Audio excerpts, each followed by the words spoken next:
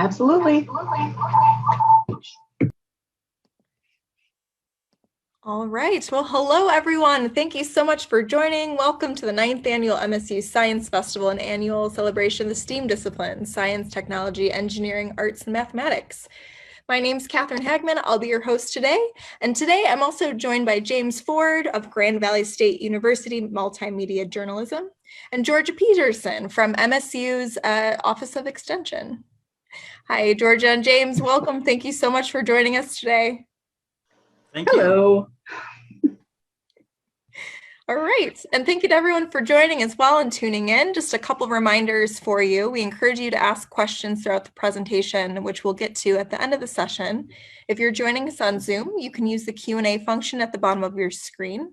If you're joining us on Facebook Live, feel free to ask your questions right in the comments section, and I will be sure to read those off to Georgia and James at the end of the session. And so without further ado, Georgia, James, I will hand it off to you. Thank you, Catherine. Yeah, thank you. So, greetings.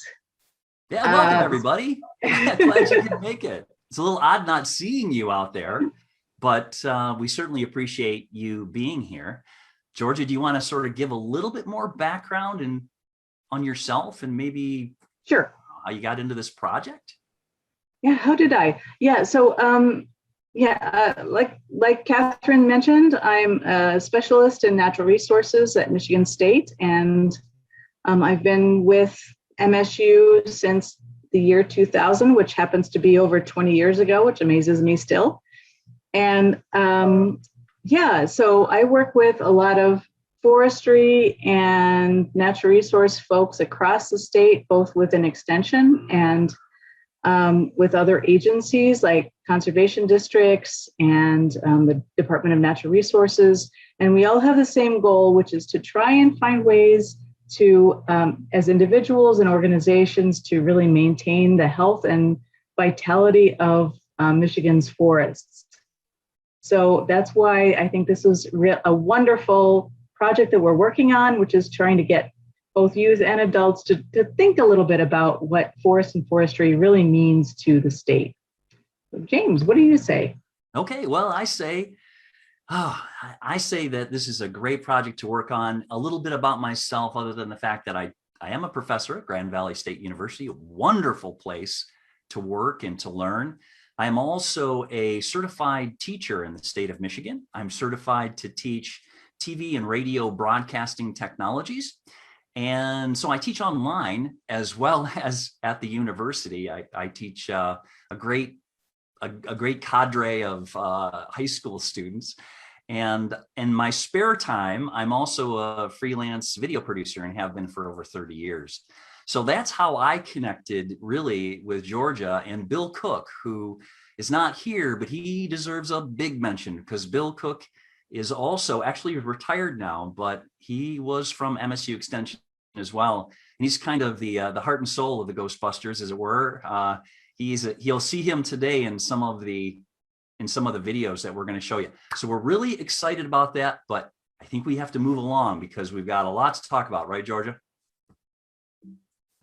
Indeed. All right. In 20 minutes. Okay. Let's do it. Okay, so here's what we're going to do today. This is sort of talking about what we're going to talk about. We're going to talk about the BeLEAF It or Not series and really what it's all about and what its purpose is. And then we'd like to hear from you a little bit. We want to kind of read the room, if you will, and see who the audience is. It's a fun little interactive thing that we do. It'll just take a second. And then we're going to look at a video, one of our actually most popular videos for some reason. We're not sure why, but it's on Jack Pines, and we're going to ask you some information about that after you watch it, get you to reflect a little bit on things. And then we're going to watch another video on forest regeneration. And then finally, we'll deal with some questions from you and really want to hear some feedback, and maybe you can help us even improve things. So that's the plan for tonight.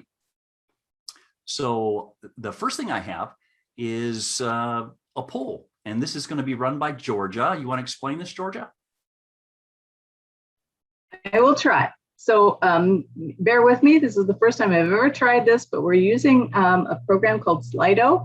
And you can either use your phone to capture the QR code there here on the screen, or you could just type in or click on the link down at the bottom. So it's https://app.sli.do/event/ here we go, ZI6CQOZ9. So I'm going to give you a few seconds to either, so you don't have to download anything, you don't have, or give your basic information or anything like that. It's just basically try the QR code or that link, and we're going to ask you a few questions via Slido. Yeah. Is there any way that you can put this in some sort of a chat or something so they can see this? Because it'd be nice to have them just be able to click on that and not have to type in. I'm sorry. I should have thought of that. All of that crazy stuff, but I'm gonna change my screen if you're ready to show. I'm gonna put it in the, where would I put this? So unfortunately, there's no chat. There's no place to share in the chat. That's the sad part. So how about the code? Sorry? Do you have a code? Usually on the Slido. Oh, yes, the Slido code is 681826. 681826. Sorry, I should have put that. That's okay. So everyone learning, you should be able to go to slido.com and then enter that code where it has the hashtag, put the code in there, and it should bring you right to the pool. I'm just going to open this first one. It's a very simple one. It's very hard, as you can imagine, in a webinar situation to get to know who's out there in the world. So we just wanted to ask about who's out there, what kind of background or occupation you have right now. So if you pull this up, are you a teacher in a K through 12 school? Are you an instructor or professor in higher education? Are you a student? And you can answer more than one of these. So are you a homeschooler? Are you an employee of a federal, state, or local government? Are you a private business owner? Are you a private business employee? Are you an artist? Or are you just other? We'd love to hear, just get a sense of who's out there listening. Yes, absolutely. And Catherine, am I reading this right? As I look at the attendees, they could actually raise their hand and I could go ahead and let them ask a question through audio, right? Or, I mean, answer. Yeah, so somebody asked if they could hear it again and the code again. So it's 681826. I'm going to type it in. 681826. That's what I said, right? There we go. Yes, thank you. I'm going to go ahead and put my information in there. And we'll see a few things pop up. So it looks like we have students mostly. Welcome. You are very welcome. I think I'm the teacher. And we have some others. And we have an artist out there too, and a homeschooler. Excellent. So how long should we stay on this? Okay, I think we're good this way. We just wanted to get a good sense of who's out there. Thank you very much. Yes, absolutely. And we will close that out, I think. So I think, James, if you want to go ahead and just talk a little bit about the series, that would be awesome. Yep, absolutely. Okay, so make sure I'm in the right spot here. All right, so what is all this? What is all this? What is BeLEAF It or not?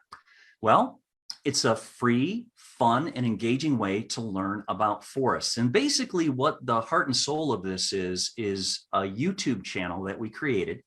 And the link is actually, I think you have access to the link, but I could be wrong about that. Don't worry if you can't, we're going to show you some videos and we're going to show you what it's all about. But the bottom line is it consists of this. It consists of YouTube videos that were designed for education. They're designed just for students to watch, but more specifically really for teachers to use in a classroom. And there's a bunch of different ways they can do that. But the bottom line is that there is the YouTube channel that we created. Along with that, we have actually a website that we created. You should be able to, well, this is the YouTube channel. You can see all the videos that we have on there. And we also have, along with that, a companion website.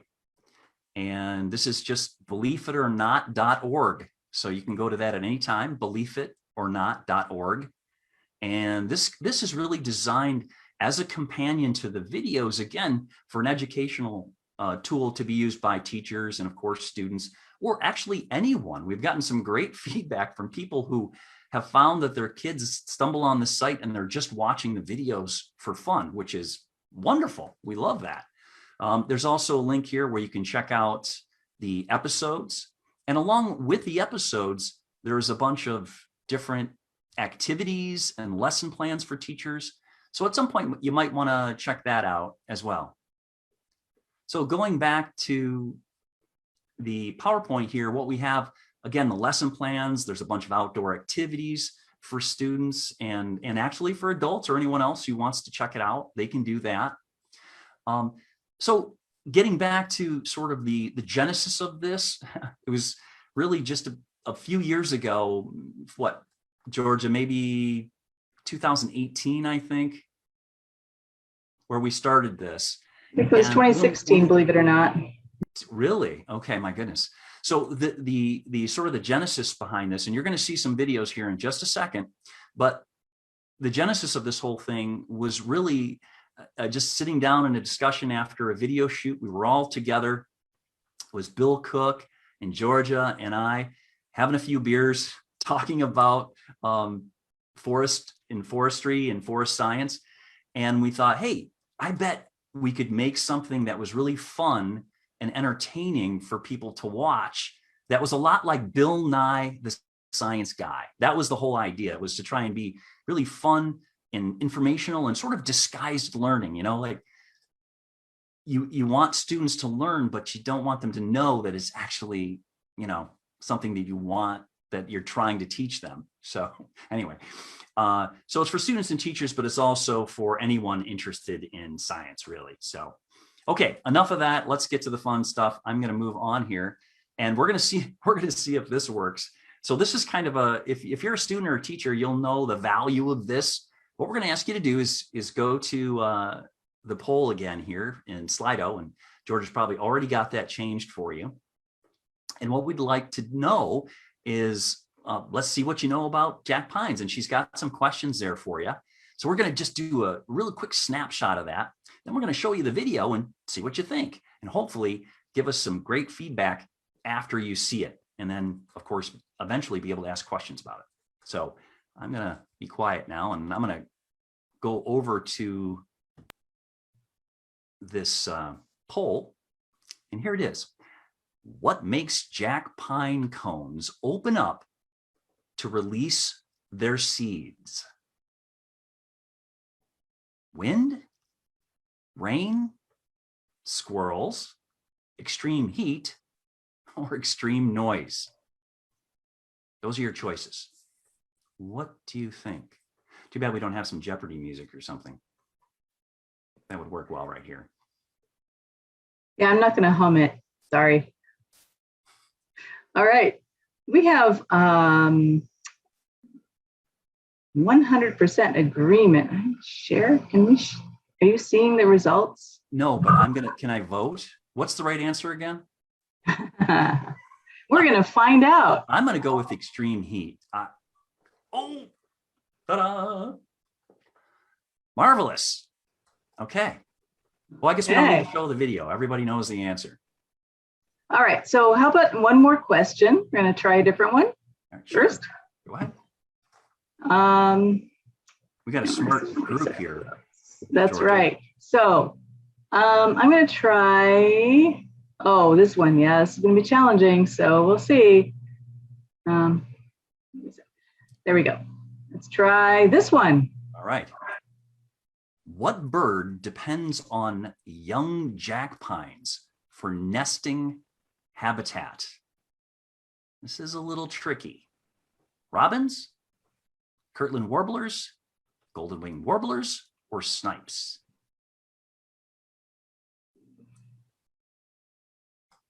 All right. Ooh, we have two different answers. Oh, now we have, okay. Look at that. We're waiting for that last one. Oh, I think that's it. All right, I'm going to go with Kirtland warblers. And that's it. Well, we're going to have to just see after watching the video. Oh, I didn't want to let it out of the bag there. All right, so let's play the video. Here we go. And let me go to ugly but interesting jack pine. We're calling these the new billion-dollar solar panels. They're a new generation of super powerful solar panels that was just... Here we are, up in the North Woods, in a jack pine stand. You smell that? That's wonderful. I love the North Woods. But you know what? Take a look at these trees. They're getting old. What do you think's going to happen here in the next 10 or 20 years to these jack pines? Well, jack pine is one of Michigan's most fascinating forest types, and it's got a really good story to tell. So, stay tuned.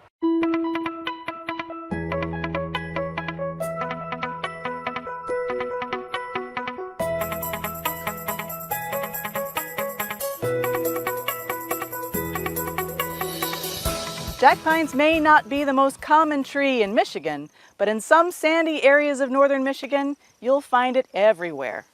Yeah, and it's not exactly the most beautiful tree. In fact, it's kind of the ugly cousin among conifers. It puts the ugh in ugly. Yeah, it kind of does. But you know, on these sandy soils up north, it's about the only tree that's going to grow well. But even though it's not very pretty, jack pine's got some really cool ecology associated with it. One of the most fascinating forest trees and forest types in Michigan, having to do with fire and strange cones and sandy soils, and we'll talk about all those. What do you say? Okay, sounds good. Okay, let's do it. These are jack pines, and here we have jack pine cones. But this is where the story gets a little weird. Did you know that most jack pine cones are glued shut? Glued shut? Yeah, let me show you. Jack pine cones keep their seeds protected because they know they live in a place where there's lots of fire. So they glue these cones shut to keep the seeds safe. And scientists call that serotiny. And jack pines have serotinous cones. And if we look at this jack pine, we've got last year's cone that's glued shut. We have this year's cone, see it's green, it's glued shut. And we also have a cone that's open. Aha! They do both of these things, glued shut and open up. And then if you look at these little brown appendages, those are the male parts of the tree that produce the pollen, which you see in the spring all over cars and pond surfaces, and some people sneeze and get runny nose. But how do the seeds get out of these glued shut cones? The answer is heat. It takes about 120 degrees for at least a few minutes to melt the glue. Fire will do this. Within a few days after a fire, the cones open up and the seeds fall out. Not only does that wildfire open up the cones, but the seeds drop down onto the ground that have been prepared just for jack pine. The fires burnt away the competing vegetation and the other pine needles and debris that might have been on the ground. The seeds germinate, and that's a perfect set of conditions for our baby jack pine trees. And why do jack pines like it here? Because they can't take the shade. If they have too much shade, they cannot survive, they cannot grow and become adult, grown-up trees. Keep them open. Okay, but wait, Bill. If these cones are glued shut, how do we get them open without wildfire? Well, the answer to that still involves heat. Those kinds of temperatures can be found without a wildfire in clear-cut areas like this one here. On warm sunny days, the air just above these sandy soils can reach temperatures that actually exceed 120 degrees. Scientists call jack pine forests fire dependent. Actually, it's more like heat or high heat dependent, but historically this happens mostly in connection with wildfires. In order for forest managers to mimic the outcome of a wildfire, they leave all those tops near or on the ground with all of those cones, and so those serotinous cones come unglued with all of that heat, release their seeds, and they grow like mad. Jack pine forests are one of Michigan's most fascinating forest types. Even though they're not particularly attractive, they do have some interesting ecologies to them, and one of them is habitat for the rare Kirtland's warbler. Now, this small Tweety bird may have gone extinct were it not for the combined efforts of many forest managers and wildlife biologists. Yeah, this is a real success story because management has been so successful that the Kirtland's warbler is scheduled to be taken off the endangered species list. And that's a great wildlife story. You bet. These Kirtland's warblers need young jack pine stands with particular spacing requirements in order to successfully rear their young. Most of the world's Kirtland's warbler breeding habitat is in Michigan's northern Lower Peninsula. But the birds have come back and are doing so well that they've even expanded their breeding to places in the Upper Peninsula and in Wisconsin. And like a lot of Michiganders, the little Kirtland's warbler flies all the way to the Bahamas to spend its time in the winter. Not a bad gig for such a little bird. Not at all. Michigan forests are just filled full of interesting and amazing stories.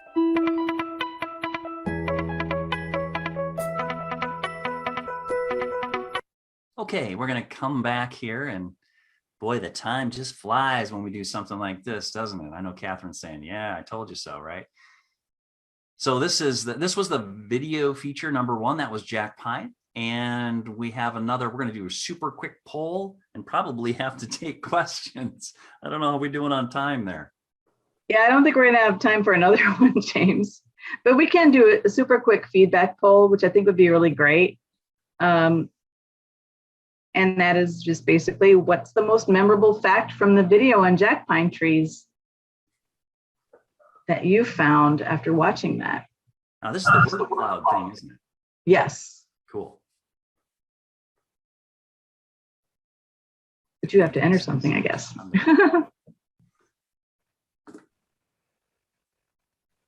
So James, what do you find most memorable about the jack pine video? Red ants. Remember? Well, we did this story as you're filling this out. I was shooting in that last shot that you just saw of them looking like with the drums and everything, and they had their Caribbean shirts on. I was standing on a hill of live red ants that were biting the crap out of my legs as I was doing it. Okay, anyway. We felt really bad for our videographer. I'm gonna as we were laughing. There. Ugly ants. What other things came to mind while you were watching the video? Serotinous. Yes. Ugly bird savers. Oh, I like that.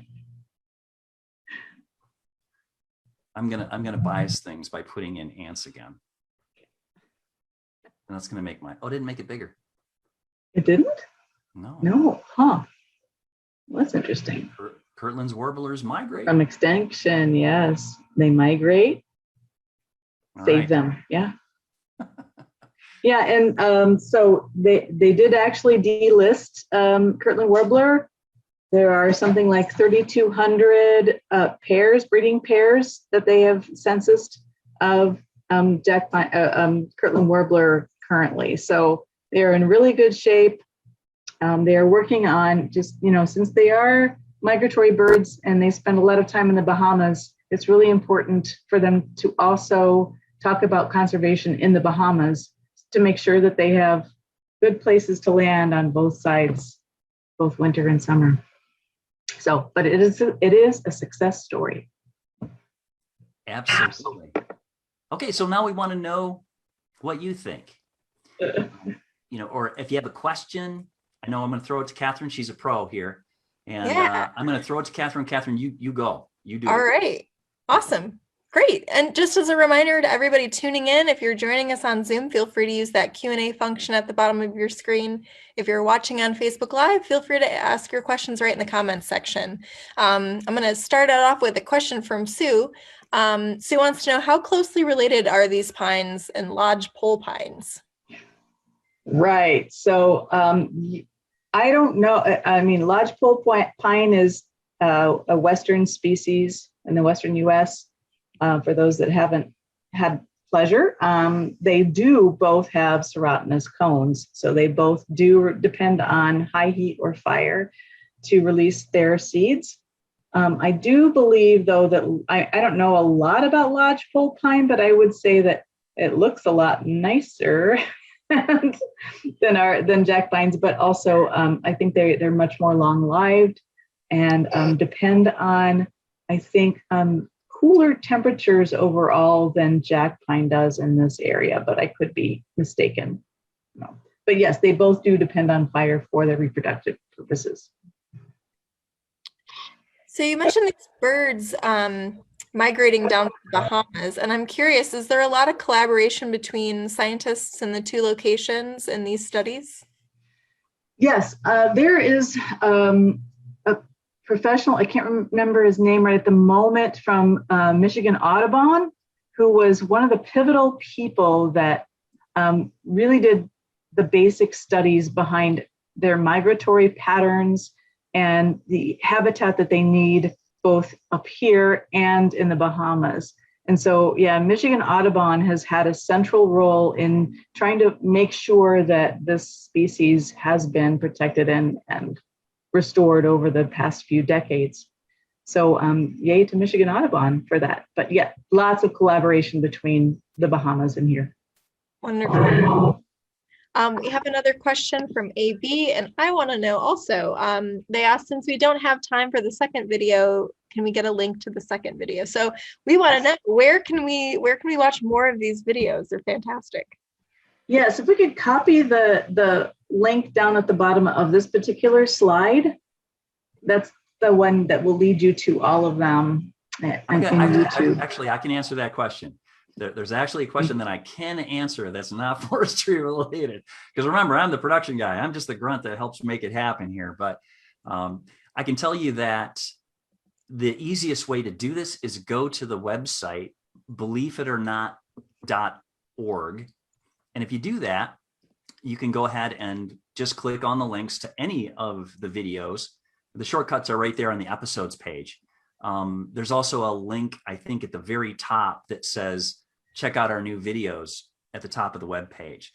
And finally, if you're used to YouTube, real simple, just open up YouTube, search for BeLEAF It or Not, just like you see the way that we have it written here.